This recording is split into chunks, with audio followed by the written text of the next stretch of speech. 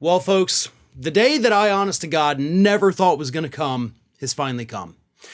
Republican Congressman Jim Jordan, the chair of the House House Judiciary Committee, has the smoking gun, he says, of evidence against President Biden. Finally going to be able to take that SOB down, right? Jim Jordan has the smoking gun piece of evidence, and I got to tell you, it was actually pretty easy for him to find because it was revealed in a news report 2 weeks ago. Because this smoking gun evidence has nothing to do with Biden's finances or the alleged information from the whistleblowers, the $3 million that he supposedly got from his son for Burisma, and actually doesn't involve Hunter Biden at all. No. The smoking gun is, in fact, the recent admission from Facebook that, yes, the administration asked us to remove misinformation about COVID-19. That, according to Jim Jordan and the Republicans in the House of Representatives, is the smoking gun. Information that Meta freely divulged, and the White House, of course, doesn't deny.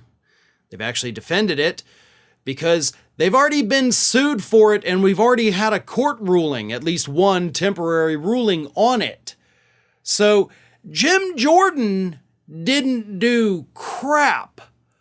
Jim Jordan's out there touting the smoking gun. I found it. Literally everyone already knew that it existed. You have not found a new piece of evidence at all.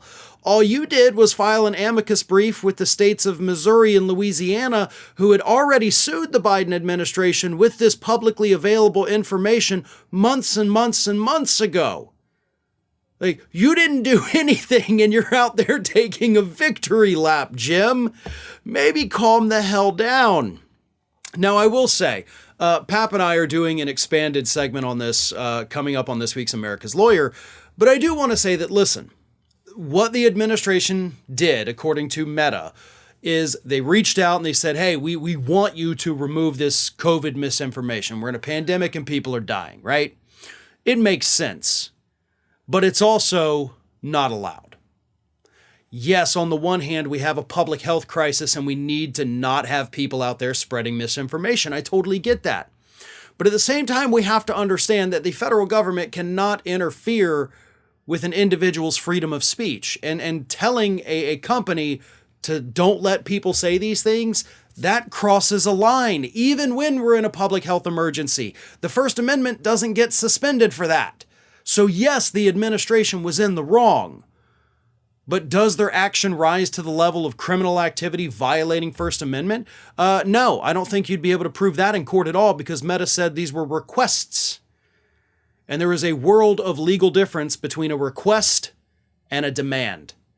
They shouldn't be making the requests, but they didn't make any demands. So this so-called smoking gun that Jim Jordan has, turns out that once again, he's shooting blanks.